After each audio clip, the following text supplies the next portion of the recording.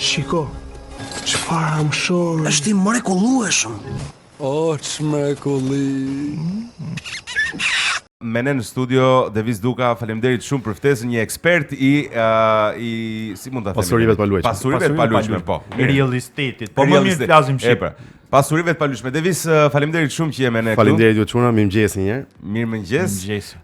Unë të shoh kështu që kur e takuam Devisin, në fakt ishte kështu me një energji të mirë, me energji pozitive. A kanë ecur shitjet në këtë industri? Ka devishmëri, si është situata? Unë shikoj një boom. Boom ndërtimesh, boom kërkesash. Ka kërkesë? Edhe kërkesa. Normalisht shiko, kur ka ndërtime të bëhen sepse ka kërkesë. Dhe unë shikoj që ka një trend rritje të kërkesash, dhe jo vetëm shqiptar, por dhe të huaj. Okej. Ore, se shiko, vetëm këtë më lejo dhe pastaj zhvilloj gjithë bisedën si duhesh. Jo, më zotëri. Më vjen keq ndërprerë se kam fol vetëm unë. Të lutem. Koleg, të lutem. Tani ideja ashtu. Në për kafene është një opinion publik që qarkullon. Jo, kam sinqerisht. Në kafene do bien çmime. Jo, nuk thon këtë. Thon kot ndërtohet se pale kush i ka dhe gjysmat janë bosh. E dëgjoj shpesh edhe në pallate që unë shkoj që janë të banuar, më janë plot. Janë apartamentet bosh. Sa e vërtetë është kjo? Flitet shumë për pjesën e stok. Do thotë që kanë prona bosh, ne bëjmë gjithë në terren që kërkojmë prona për të shitur. Dhe realisht nuk kemi apartamente. Do të thënë ne sot në zyrën tonë imobiliare kemi më shumë kërkesa se sa prona. Do të thënë pronat që ne kemi aktualisht janë prona më shumë në ndërtime sipër, kurse pronat të mbaruara që duan të shesin është shumë ka shumë pak realisht. Mirë, janë të banuara apo jo ato? Ne shikojmë të banuara. Okej. Sepse kur bëhet terreni ne shikojmë ndonjëherë si edhe natën, domethënë ka drita apo s'ka drita. Unë shikoj që janë të banuara. Okej. Dhe kjo ka bërë që edhe trendi i çmimit të rritet. E qartë, se këta e prekin dhe këta e dinë më mirë, prandaj po them, prandaj edhe pyeta që të banuara që kanë. Tani përveç kësaj, patjetër që duke qenë se ka shumë kërkesë edhe çmimi mund të rritet. Po është rritur për shembull kosto e metrit të ndërtimit. Edhe sa është përgjithsisht tani se e di që kryesisht ndërtuesët e abuzojnë një çik me këtë çështje. Me këtë koston unë shikoj, domethënë varet edhe çfarë ndërtoj. Nëse marrim një shtëpi private, po them se ndonjëherë ne shikojmë në pallate. Nëse merr një shtëpi private, domethënë kosti ndërtimi është 400-500 euro metri katror. Okej. Nëse shikon një pallat, domethënë 12-13 kate, normalisht rritet shkon në 700-800 euro metri katror. Por flasim për kulla, pastaj kosto është më e lartë. Shkon 1300 deri 1500, po them edhe 1800 euro. Kosto e ndërtimit. Por më shumë se kjo duhet shikuar edhe pjesë e kostove, më shumë janë rritur zërat. Është rritur çmimi i hekurit, është rritur ku dëgjon. Edhe nafta ndikon më së. Shikoj, nuk është vetëm hekur beton tull. Kupton sepse në ndërtim, nëse më parë ishte vetëm hekur beton tull, sot ke shumë zëra, ke fasadën e ventiluar që është futur, ke pjesën dritareve të fasadës xhamit që është triplex. Okej. Nëse më parë nuk ka pasur ashensor, sot domethënë të gjitha këto futen në kostot e ndërtimit. Okej. Kjo ka bërë që të rritet edhe pjesa e kostos. Pra rrjedhimisht po ndërtohet ka ndërtime më cilësore. Te pjesa e cilësisë kjo varet nga ndërtuesit. Okej. Domethënë kur ndodhi kjo fatkeqësia që ndodhi te farmacia 10, ne si agent imobiliar po pyesim po këta njerëzit që blejnë, pyesin ndonjëherë për cilësinë e ndërtimit dhe ne shikojmë që domethënë ndërtuesat kanë përgjegjësinë e vet normalisht, por unë duhet të shikoj edhe nga ana e shoqërisë, edhe nga ana jon, edhe nga ana e blersave, që pse nuk pyesin këta njerëz çfarë cilësie ka? Çfarë duhet pyetur se jo të gjithë e gëzojnë atë aftësinë teknike për të kuptuar. Shiko, ti në momentin që merr diçka ti pyet për cilësinë. Domethënë minimalisht duhet të pyesësh. Dhe unë shikoj te klientët pyesin vetëm katin, orientimin. Metrat katror, edhe çmimi. Te cilësia çfarë duhet të pyetur? Si të pyes? Cilësia e ndërtimit, domethënë më shumë se cilësia, domethënë cilësia ka dritaren. Cilësia ka fasadën, aty ku ishte problemi. Cilësia ka elektriket, që janë shumë të rëndësishme. Cilësia ka hidrauliket, që prapë janë shumë të rëndësishme dhe minimalisht ne duhet t'i ngacmojmë këta ndërtuesi, se normalisht përgjegjësia të ndërtuesit ngjitet në fund. E kuptoj. Por çfarë ndodh? Duke qenë se ndërtuesat marrin lejen e ndërtimit, ata normalisht këtë e japin me clearing. Ai jep clearing fasadën, jep clearing hidrauliket, jep clearing elektriket dhe kjo pastaj clearing dhe përgjegjësia këtë rast. Dhe përgjegjësia dhe pastaj ngel përgjegjësia anonim, si çdo gjë këtë vend. Kjo bën që gjitha ngelin pikë pyetje pastaj. Tani me aq pak informacion sa kam unë, nëse mund ta konfirmon, ti kur merr një leje ndërtimi edhe pastaj bën dhe zbatimin gjatë fazës së ndërtimit. edhe në përfundim të ndërtimit ka institucione shtetërore që bëjnë kontrollin nëse ti po devion nga projekti. Patjetër, është kualitimi dhe kolaudimin në fund fare ku shikojnë nëse ajo që ti ke deklaruar që do ndërtohet është ndërtuar në kuadër të gjithë normave etj, derisa kjo të bëhet e banueshme, se është edhe një temë tjetër që ke shumë qytetarë që futen dhe banojnë pa marru pallati ose pa i marrë. Tu ka historira pafund normalisht, por përgjithësia e kështu para që në dakord ndërtuesi është një sipërmarrës, si thua që tenton ndoshta bëjnë gabim dhe gjejnë dhe rrugë të shkurtra për të zgjidhur disa situata të vështira, çështje financiare.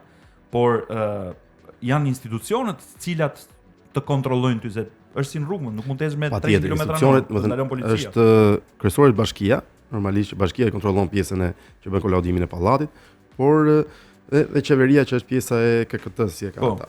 Por prap unë mendoj që ne dhe ti vetë domethënë që po udh lekët duhet të kesh pak.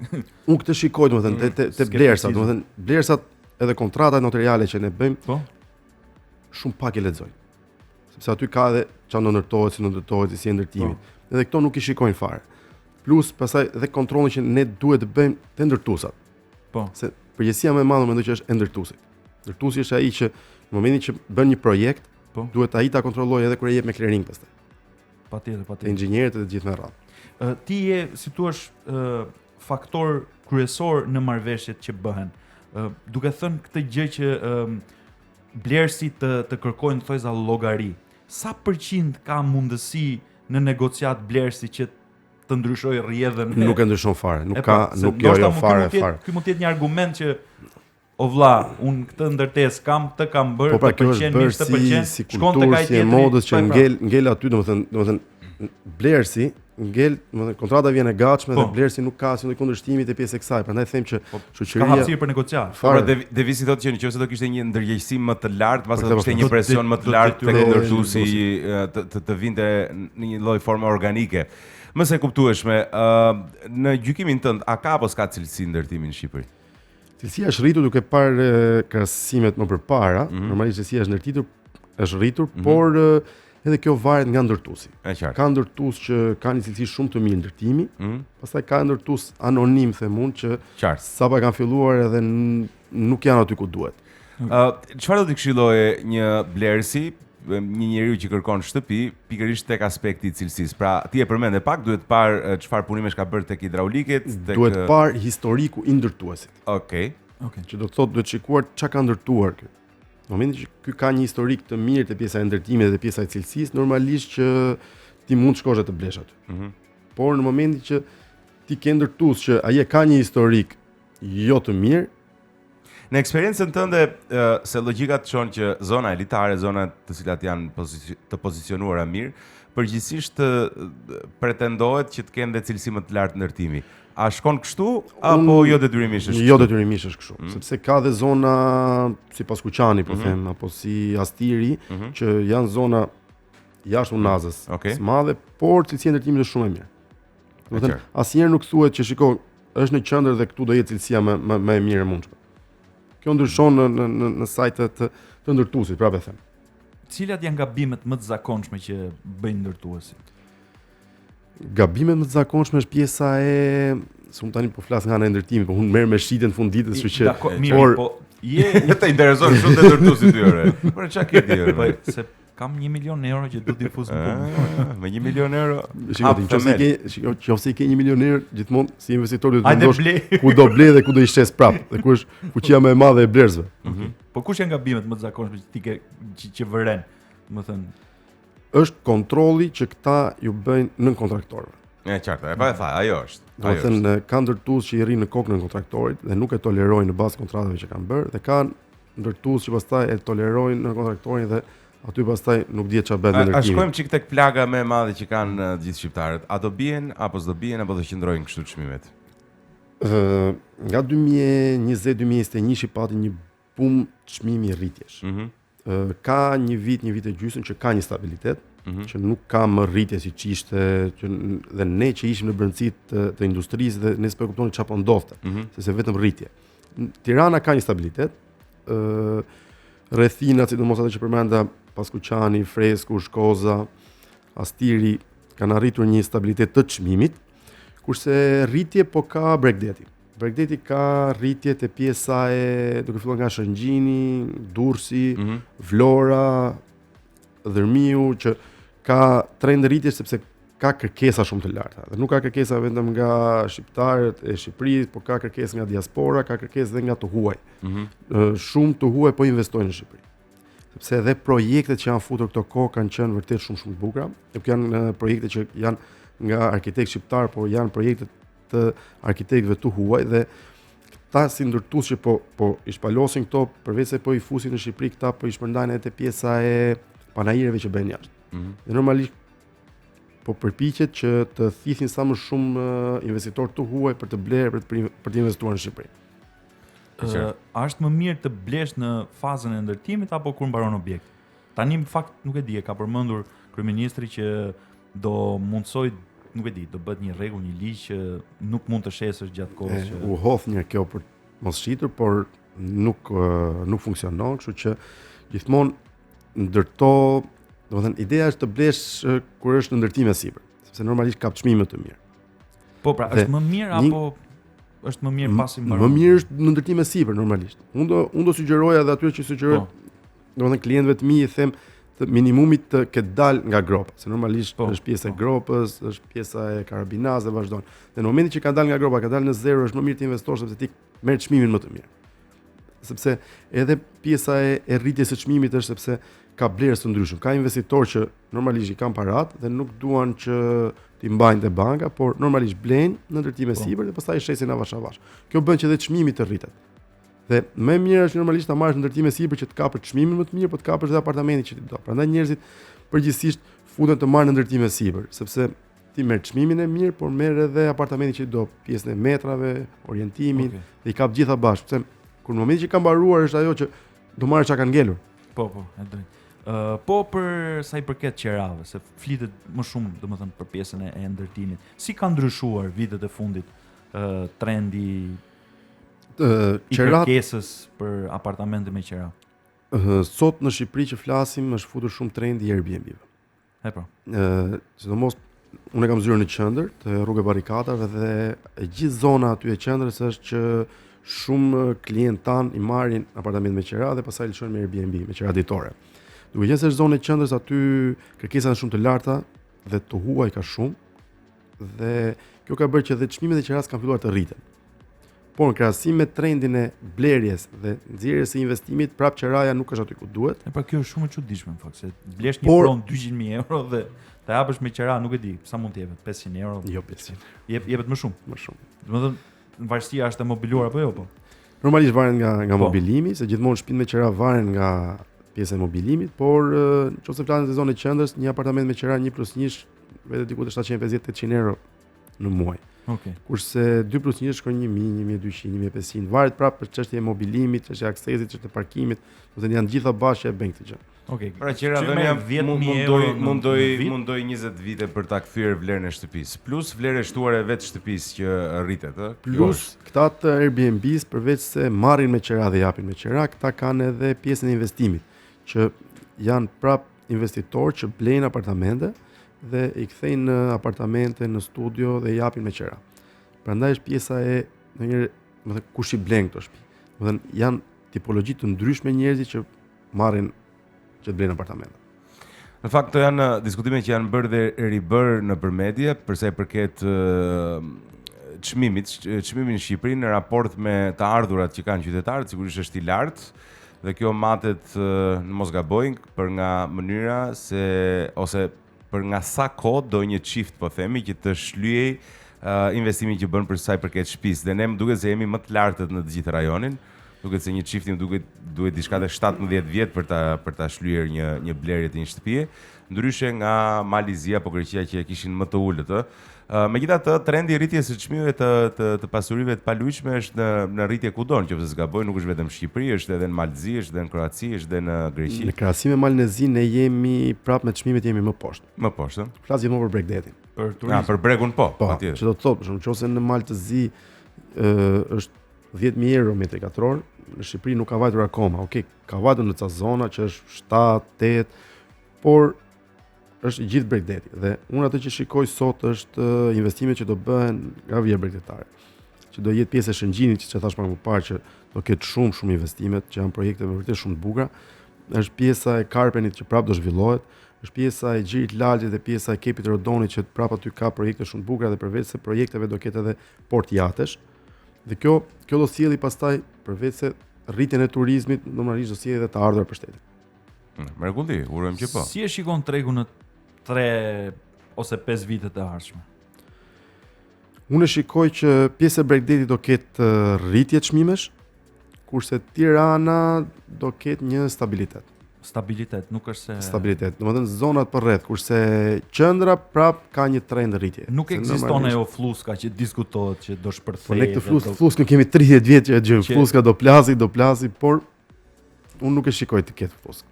Që se do plasja ajo fluska na mori fluska të gjithë vëre. Do mori thotë që po marrim fund gjithë. Cilat Shiko, janë zonat? edhe nëse plas fluska, domethënë ne do ta shikojmë që ti je si blerës. Normalisht ti thua do ble sot apo nesër. Domethënë unë e shikoj që ti si blerës bli gjithmonë, nuk ka rëndësi se si janë çmimet. Domethënë ran çmimet ti blie prap.